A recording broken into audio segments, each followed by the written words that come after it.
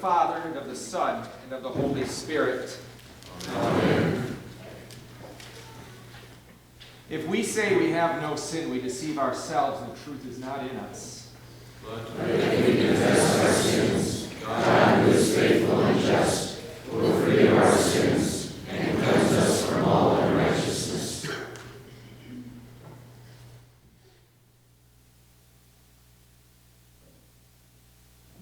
Let us then confess our sins to God our Father.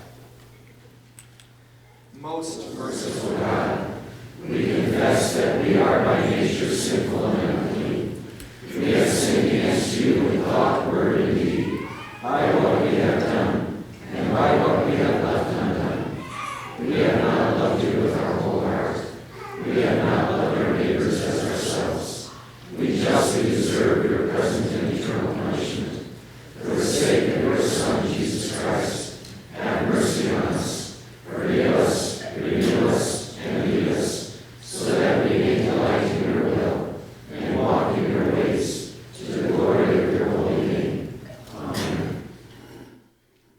Almighty God, in his mercy, has given his Son to die for you, and for his sake forgives you all your sins.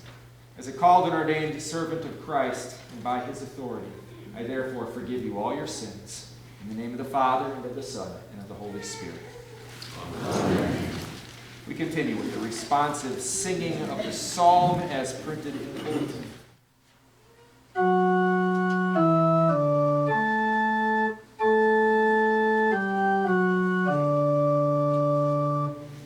Make a joyful noise to the Lord, all the earth. Break forth into joyous song and sing praises. O sing to the Lord a new song, for he has done marvelous things. His right hand and his holy arm have worked salvation for him. The Lord has given his salvation. He has revealed his righteousness in the sight of the nations. He has remembered his steadfast love and faithfulness to the house of Israel. All the ends of the earth have seen the salvation of our God. Make a joyful noise to the Lord, all the earth. Break forth into joyous song and sing praises. Sing praises to the Lord with the lyre and the sound of melody. With trumpets and the sound of the horn, make a joyful noise before the King of Lords. Let the sea roar and all that fills it, the world and those who dwell in it. Let the rivers have their ends, let the hills sing for joy together before the Lord, for he comes to judge the earth. He will judge the world with righteousness, and the peoples with equity. Glory be to the Father, and to the Son, and to the Holy Spirit, as it was in the beginning, is now, and will be forever. Amen. Make a joyful noise to the Lord, all the earth. Break forth into joyous song and sing praises.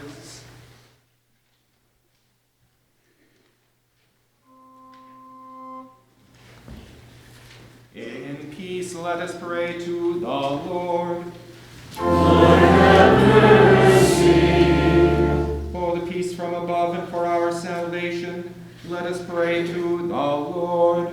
Lord, have mercy.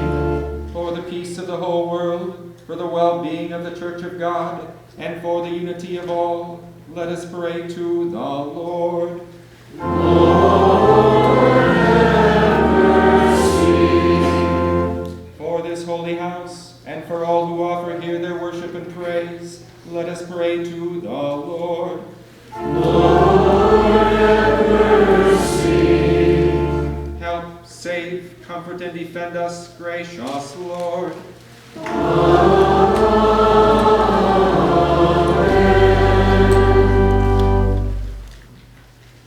Glory to God in the highest, and peace to his people on earth.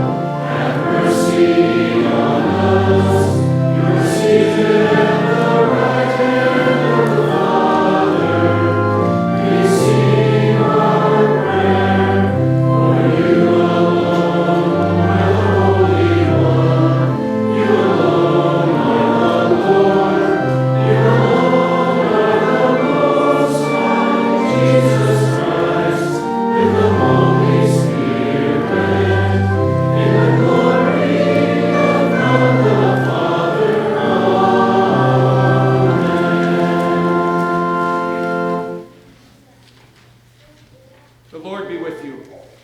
And also with you. Let's pray. O Lord Almighty, ever-living God, you have given exceedingly great and precious promises to those who trust in you. Rule and govern our hearts and minds by your Holy Spirit, that we may live and abide forever in your Son, who lives and reigns with you and the Holy Spirit, one God, now and forever.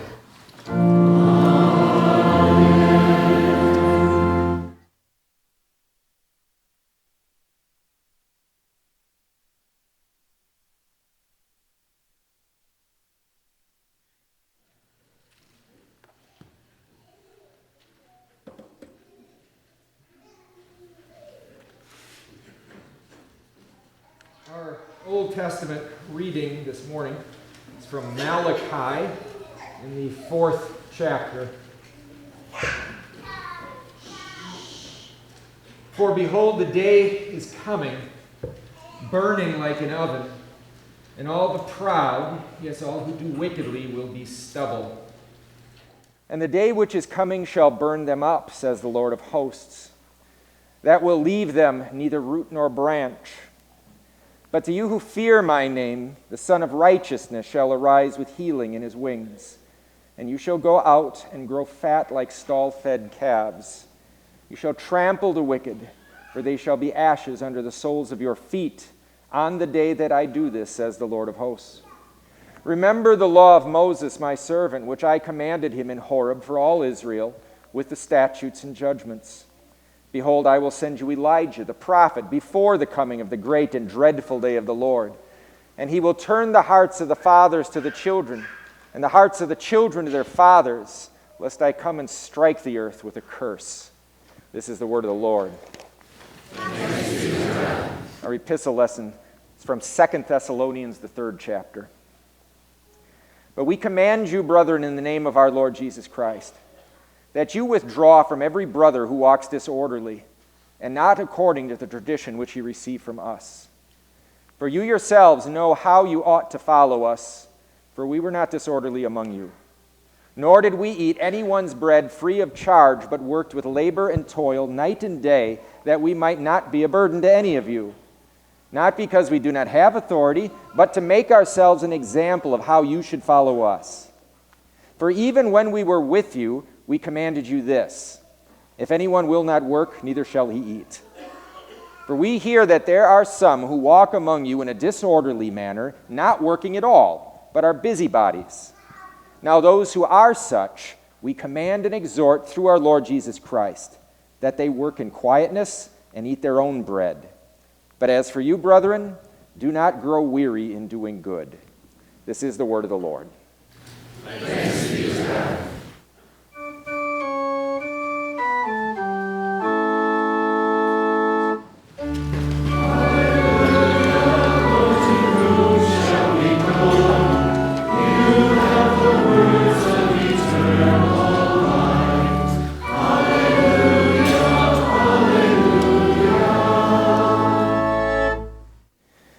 Then, Holy Gospel according to St. Luke, the 21st chapter.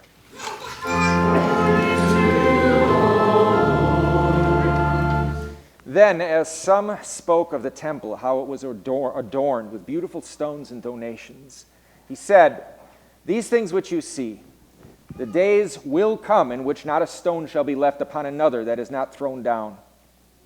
So they asked him, saying, "Teacher, but when will these things be? And what sign will there be when these things are about to take place?"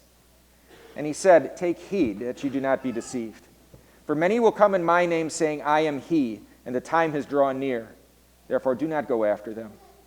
But when you hear of wars and commotions, do not be terrified, for these things must come to pass first, but the end will not come immediately." Then he said to them, "Nation will rise against nation, and kingdom against kingdom. And there will be great earthquakes in various places, and famines and pestilences. And there will be fearful sights and great signs from heaven. But before all these things they will lay their hands on you and persecute you, delivering you up to synagogues and prisons. You will be brought before kings and rulers for my name's sake. But it will turn out for you as an occasion for testimony. Therefore settle it in your hearts, not to meditate beforehand on what you will answer. For I will give you a mouth and wisdom which all your adversaries will not be able to contradict or resist. You will be betrayed even by parents and brothers, relatives and friends, and they will put some of you to death. And you will be hated by all for my name's sake. But not a hair of your head shall be lost. By your patience, possess your souls.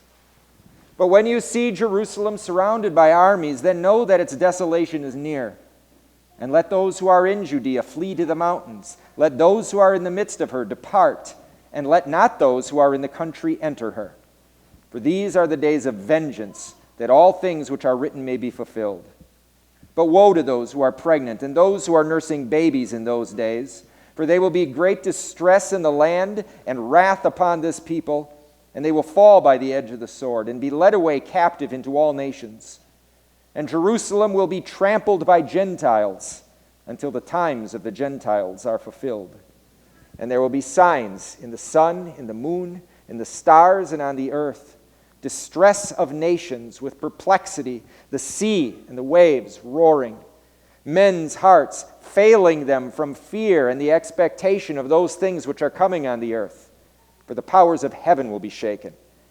Then they will see the Son of Man coming in a cloud with power and great glory. Now when these things begin to happen, look up and lift up your heads, because your redemption draws near." This is the gospel of our Lord. Praise to you, Lord Christ.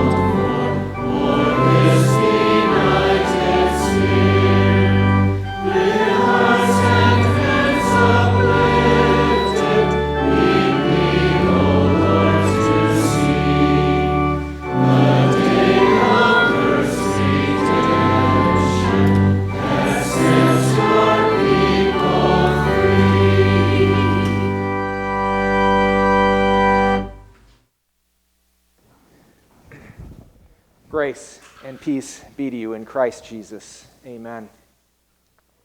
Our text is from the Gospel reading, verse 19. By your patience possess your souls. Dear fellow redeemed, when Jesus walked through the temple complex with his disciples, things at that time were actually pretty peaceful in Jerusalem. The Jews had formed agreements with the Roman government to pay taxes to Rome and to submit to Roman rule. In return, the Romans let them have their worship and have their culture and live in relative peace. Though the people didn't really like the Romans, they nonetheless were more or less content with the arrangement. So when Jesus told his disciples that this beautiful temple would be utterly destroyed, so much so that one stone wouldn't be left on another, they couldn't imagine how such a thing could happen. The political atmosphere at the time was so peaceful and it seemed so permanent that it seemed unlikely that what Jesus was describing could happen in their lifetimes. So they asked for Jesus, asked him for signs, when it's going to happen. Well, there would be false Christs who would come and lead the people astray, Jesus said. There'll be wars and earthquakes and famines and pestilences. There'll be fearful sights and great signs from heaven. Anyone hearing that could easily conclude that Jesus is talking about something that's probably hundreds of years off in the future, maybe 1,000 years off. What are the chances that what he was describing would happen in their lifetimes? But as it turns out, Jesus wasn't talking about the distant future. What he was describing was actually going to happen within 40 years. That political peace that they were so comfortable with, that was going to disappear in a heartbeat. A group of zealous Jews were going to seize political control, and they would defy Rome. And Rome, which doesn't take well to defiance, would send 2 of its greatest generals into Jerusalem to stop the rebellion, one of which was a guy named Titus, who would later become Caesar. In 70 AD, the Romans surrounded Jerusalem. They actually built a wall all the way around Jerusalem so that nobody inside could escape. And then they started picking away at the Jewish defenses. The Romans came and did this just 3 days before the Jewish Passover. And at Passover time, all the Jews from all over Israel would come to Jerusalem to celebrate the Passover. So Jerusalem was packed full of Jews at this point in time. For 4 months, the Romans sieged the city, until finally they made a breach in the Jewish defenses big enough for the Roman armies to go through. And when they came through into the city, they came through in a rage, killing everybody in sight. There's a Jewish historian, a guy by the name of Josephus, who was actually a witness to those events that happened in Jerusalem in 70 AD. And he wrote about it. This is what he wrote. He said, as the Roman legions charged in, passion alone was in command. Jews were crowded together around the entrance of buildings. Many were trampled by their friends. Many fell into the hot smoking ruins and died miserably. As they neared the sanctuary, the Romans urged the men in front to throw more burning torches to burn the temple down. Everywhere was slaughter and flight. Most of the victims were peaceful citizens, weak and unarmed, and they were butchered where they were caught. Around the altar, the heaps of corpses grew higher and higher, while down the sanctuary steps poured a river of blood, and the body of those killed at the top slithered to the bottom of the pile. Josephus says that there may have been as many as 1 million Jews killed. As Jesus describes these horrible events that were going to happen, he uses this fall of Jerusalem in all its horror as a sign and symbol pointing ahead to yet another, even more horrible event. And that would be the end of the world. Jesus mixes the images of the fall of Jerusalem with the end of the world. He tells the people, they will lay their hands on you and persecute you. You'll be brought before kings and rulers for my sake. You'll be betrayed by parents, brothers, relatives, and friends, and they will even put some of you to death. You'll be hated by all for my name's sake. You know, we, like those disciples who walked with Jesus on that sunny day in peaceful Jerusalem, have a hard time imagining that something like Jesus describes here could possibly happen in our lifetime. Things are good for us. I mean, here we are, gathered together as a group of Christians worshiping without any worry whatsoever of government troops coming through those doors and shooting the place up. We're going to leave here today and go to places that are very comfortable, maybe take a nap. We'll have plenty of food to eat. We got plenty of money to buy the things we need. These are good days to be alive. But as with the people before the fall of Jerusalem, we should know that all this can go away in a heartbeat. Things change.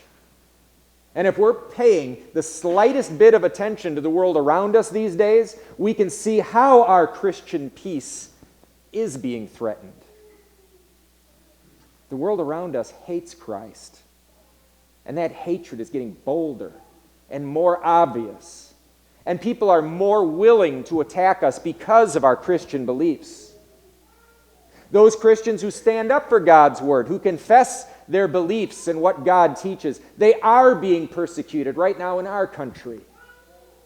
People are losing their jobs because of what they believe.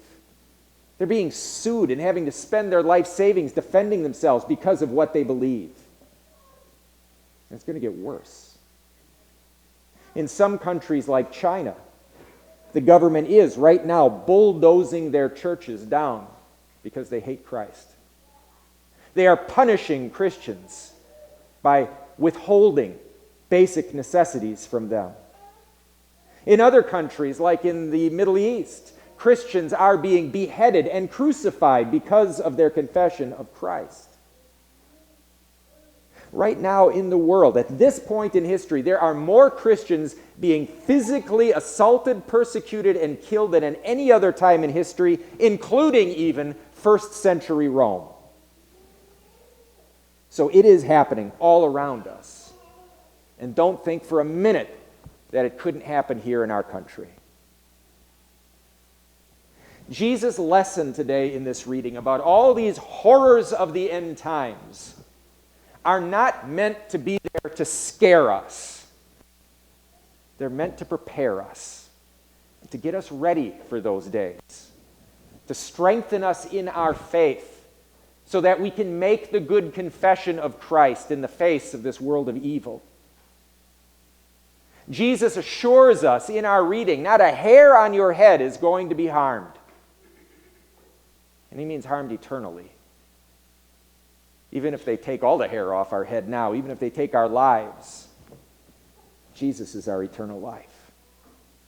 And he has promised to give us a share in his eternal life. No hatred, no persecution, no disobedience to God's clear word can take away this gift of forgiveness and grace that Jesus has already given to us. He has baptized it into us.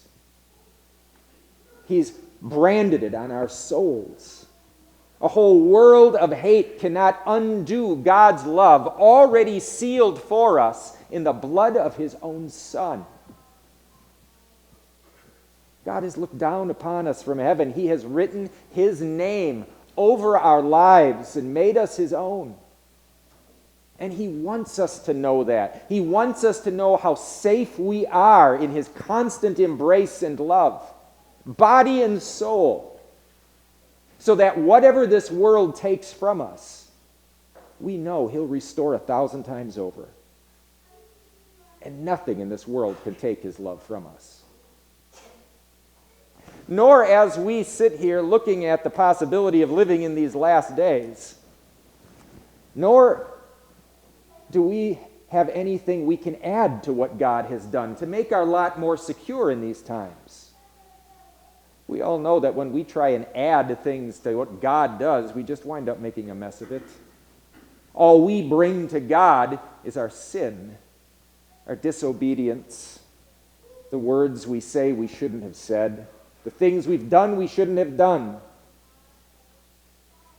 But our eternal life does not depend upon our level of sin. It depends on God's holiness and forgiveness.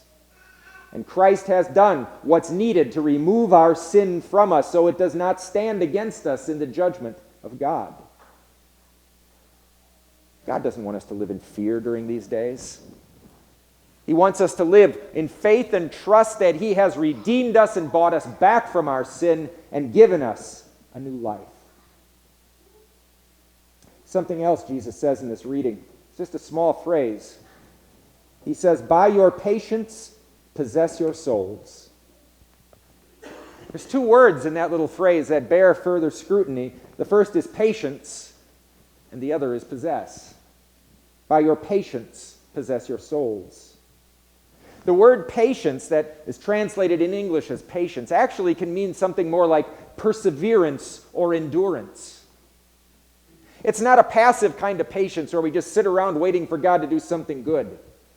It's perseverance. It's grabbing hold of the gifts of God and pressing forward with them, without fear, without cowardice, making the good confession, persevering in God's gifts.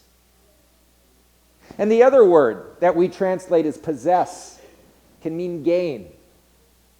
So the passage really can mean, by your perseverance in your faith, you will gain your soul. It's a little phrase, but in that phrase, Jesus describes really the whole of our Christian life in this world, in these last times. That we have a life of courage to live out and press forward in. Not a life where we need to fear or where we should be silent because of the threats of those around us. We live as a people meant to point the world to Christ. To have courage enough to confess Him in a world that hates Him. We have a life the world cannot harm, though it's going to try. What Jesus describes in this whole reading from Luke today, it's already fulfilled. It's already happening. We are actually living in those final days. And as we do so, we know we have a Savior who has already overcome this world. A Savior who has faced more hate and persecution than any of us ever will, who was killed by it, and yet who rose from the grave, who overcame it, every last bit of it, and one who promises His children that He has overcome it for them, so that that hatred in the world can't harm them. So as we persevere in Him, as we live in His grace, as we receive His forgiveness here through His Word and at His sacraments, we know hell itself can't touch us. Granted, we may be weak, but He's strong. We may be full of sin, but He is our righteousness before God. And with Him as our Savior, the end is not going to be a time of terror, but a time of thanksgiving at His final deliverance that He gives us. So may Jesus preserve us in His grace in these last days for His sake. Amen. Now may the peace that surpasses all understanding keep your hearts and minds in Christ Jesus. Amen. We confess together our saving faith with the Nicene Creed.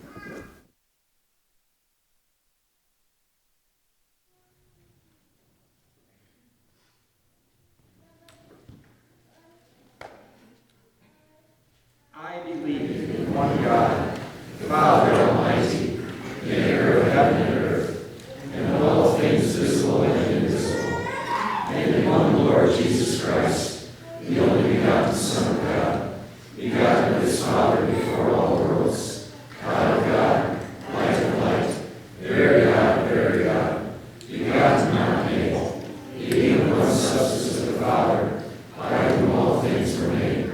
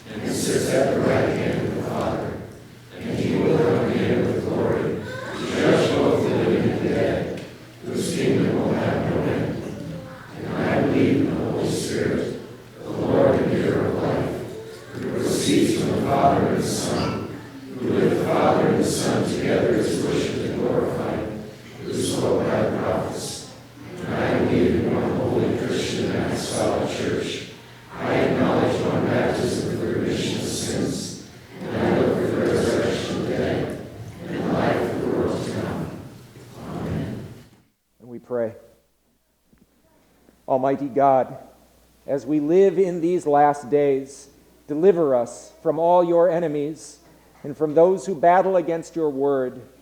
Sustain us through the trials of these latter days and give us courage to trust you and remain steadfast and faithful, Lord, in your mercy.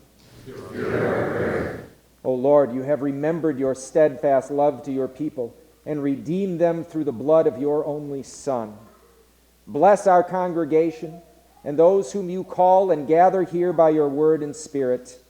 Increase our faith and help us to love you above all else, Lord, in your mercy. Gracious Father, you have given us rich and abundant promises and promise to be with us in all adversity and need. Be with those who cry to you in any need of body, mind, or soul this day. Especially be with Carl Drifke as he's hospitalized. Restore his health according to your good and gracious will. And be with Danny Bradshaw as he faces the long road of recovery after his spinal injury. We thank you that you have seen fit to spare his life, and we pray that you give him patience and keep him from despair as he recovers. Deliver all your sheep from illness according to your will, and help them rest upon the firm foundation of your grace and favor, Lord, in your mercy. We give thanks to you, O Lord, for the gifts that you give us, gifts of family, of health, of wealth. We pray that you bless the homes in which your people dwell. Make them to be places of blessing and peace where your word is front and center, and where faith is preserved and passed on to children and grandchildren. Lord, in your mercy. O blessed Lord, you have promised never to abandon us and always to provide for all that we need for this day and for eternal life.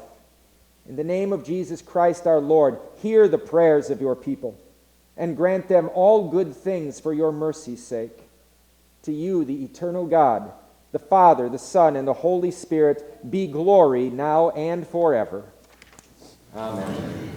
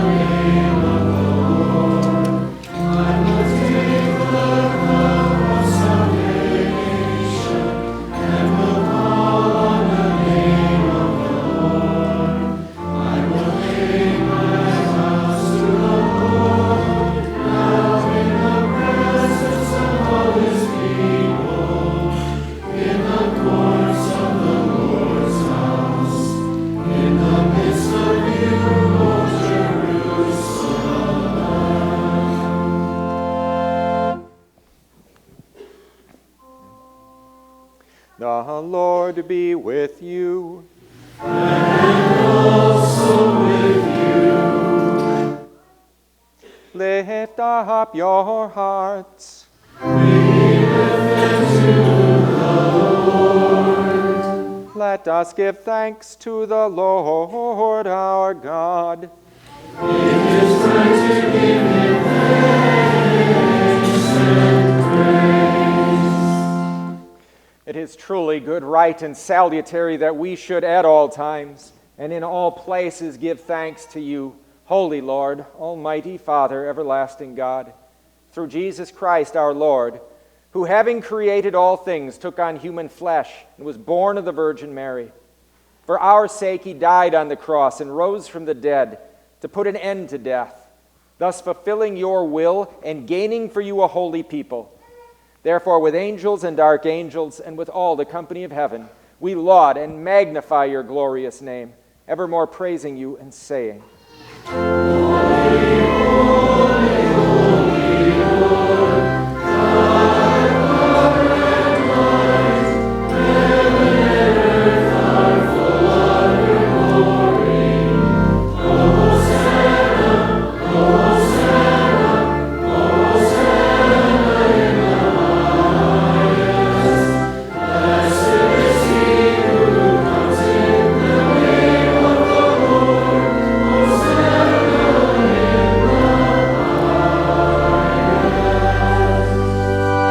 highest. Blessed are you, Lord of heaven and earth, for you have had mercy on those whom you created, and sent your only begotten Son into our flesh, to bear our sin and be our Savior. With repentant joy we receive the salvation accomplished for us by the all-availing sacrifice of his body and his blood on the cross. Gathered in the name and the remembrance of Jesus, we beg you, O Lord, to forgive, renew, and strengthen us with your word and spirit. Grant us faithfully to eat his body and drink his blood, as he bids us do in his own testament. Gather us together, we pray, from the ends of the earth, to celebrate with all the faithful the marriage feast of the Lamb in his kingdom which has no end. Graciously receive our prayers. Deliver and preserve us. To you alone, O Father, be all glory, honor, and worship with the Son and the Holy Spirit, one God, now and forever. Amen. Lord, remember us in your kingdom and teach us to pray. Our Father, who art in heaven, hallowed be thy name. Thy kingdom come, thy will be done, on earth as it is in heaven.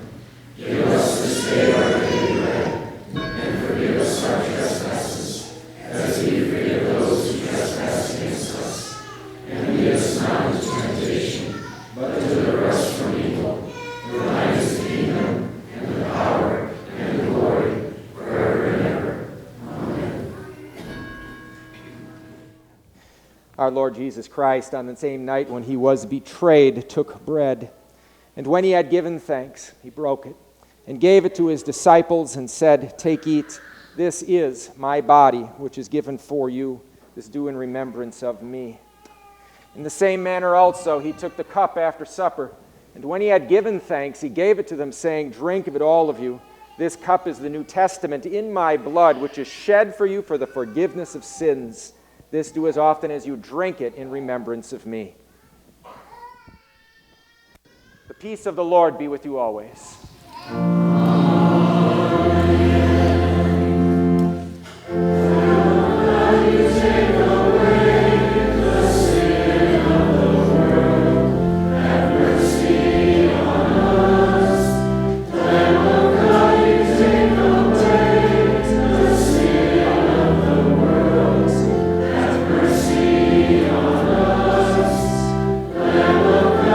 Take away the sin of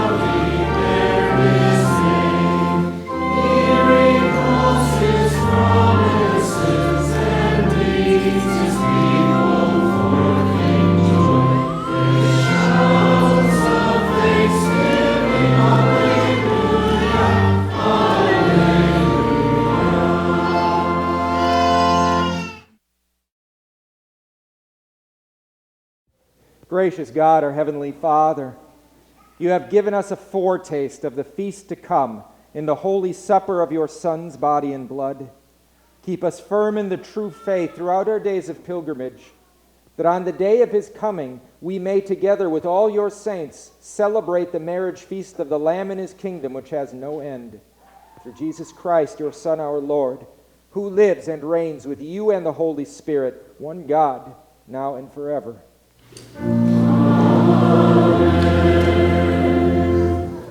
The Lord bless you and keep you. The Lord make his face shine on you and be gracious unto you. The Lord lift up his countenance upon you and give you his peace.